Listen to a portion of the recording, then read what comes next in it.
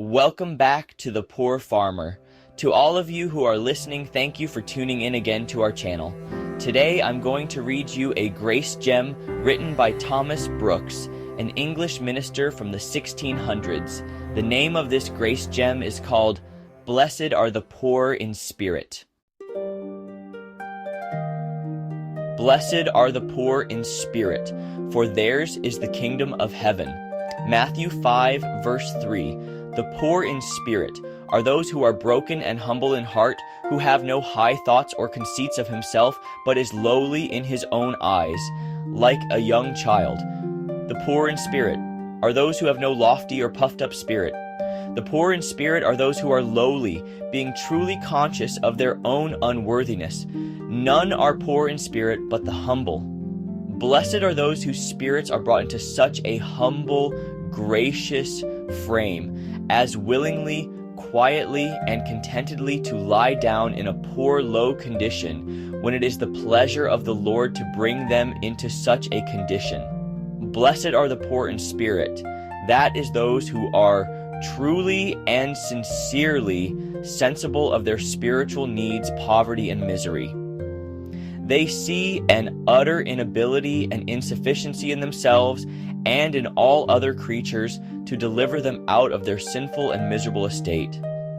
They see nothing in themselves upon which they dare venture their everlasting estates, and therefore fly to the free, rich, sovereign, and glorious grace of God in Christ, as to their sure and only sanctuary.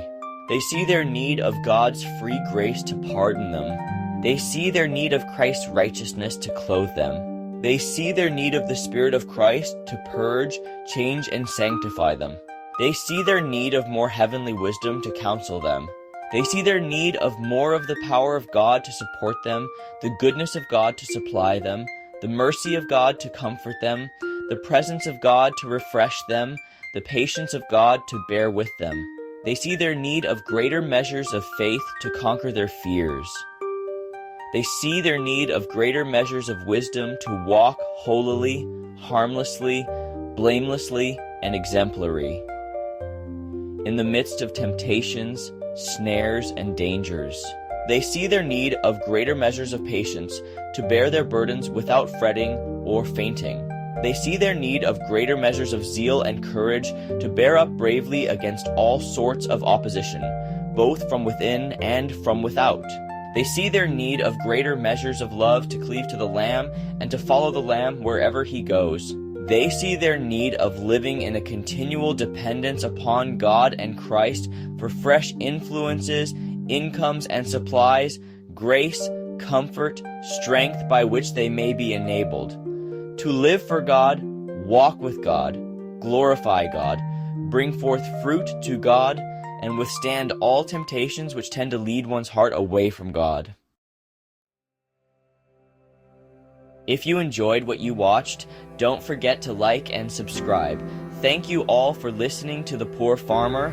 I hope you were encouraged by this exhortation.